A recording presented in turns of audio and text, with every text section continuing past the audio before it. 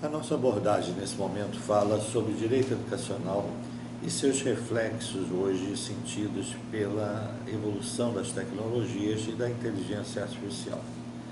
Quando nós falamos em direito educacional no Brasil, nós temos que nos reportar há muito tempo atrás, quando iniciou, na realidade, o direito educacional através das primeiras relações jus-pedagógicas. A educação no Brasil começou em 1549, com a chegada dos primeiros jesuítas, que vieram com a missão de implantar a educação no nosso país.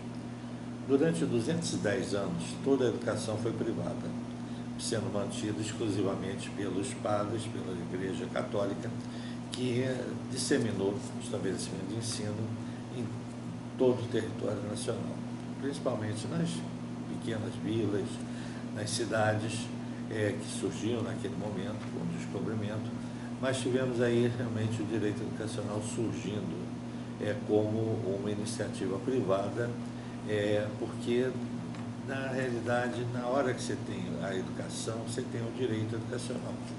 E esse direito era inicialmente reservado apenas a algumas pessoas, mas com o tempo foi evoluindo e nós tivemos aí realmente o crescimento do direito e o crescimento da educação em nosso país.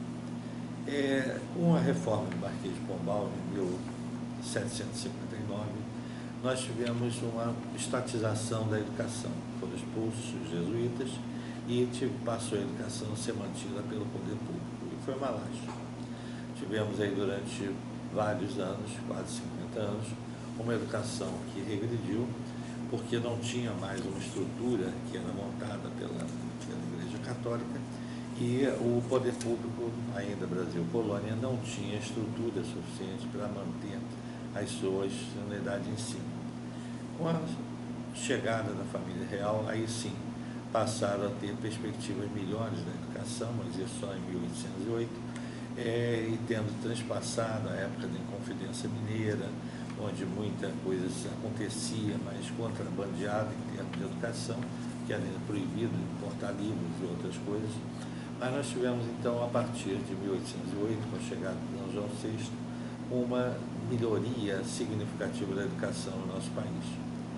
Veio a independência, voltados D. João e a família real para Portugal, mas foi dada uma sequência já ao Brasil, a partir da independência, com estruturas públicas e sendo permitida também a iniciativa privada.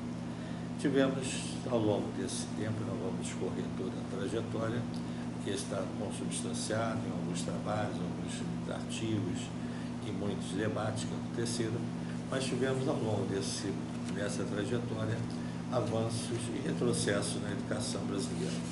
Reformas foram muitas na educação, algumas positivas, outras negativas, mas tivemos reformas. Mas a parte mais de avanço que aconteceu foi com a chegada das tecnologias. E nós tínhamos só a tecnologia do livro, que era a tecnologia, naquela época, única possível. Mas em 1923, com o início do rádio no Brasil, que o rádio veio para ser rádio educativo. Então nós tivemos as tecnologias já influenciando a educação. E depois, televisão, cinema, outros mecanismos, até chegar à internet como um grande alavancar de perspectiva de disseminação da educação no nosso país. Mas temos aí, quando nós falamos em tecnologias, falamos em educação, em direito educacional, nós temos que pensar também que todo esse conjunto traz ameaças, e muitas ameaças vieram, e principalmente transpassando o direito educacional com os direitos à propriedade intelectual, com o direito de imagem e outros direitos que são intrínsecos no conjunto das normas juspedagógicas.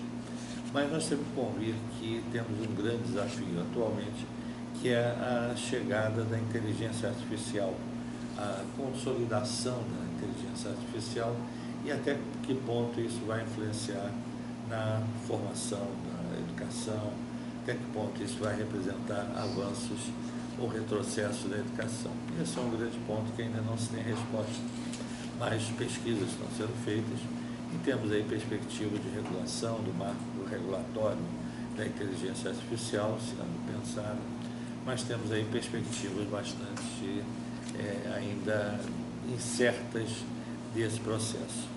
Mas o que nós queremos deixar claro é que toda essa tecnologia veio para ajudar, desde que tenha naturalmente mecanismos de controle, de avaliação desse processo.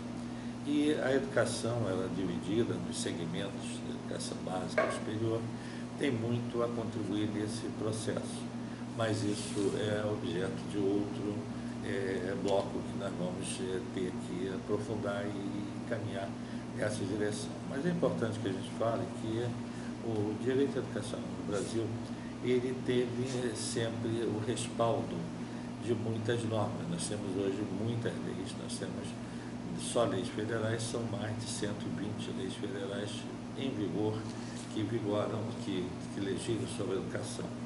Nós temos os estados, os municípios, que também legislam, e o Distrito Federal.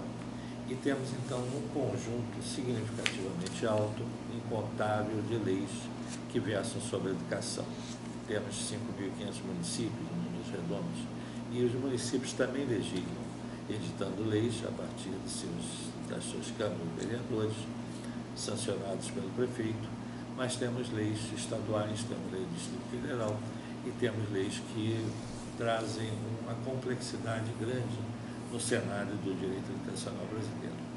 Mas nós, nesse momento inicial, nós queremos só deixar claro a importância de acompanharmos a inteligência artificial ou as tecnologias aplicadas à educação, os recursos tecnológicos que virão sempre para contribuir com o desenvolvimento da educação, não só no Brasil, como em qualquer parte do mundo.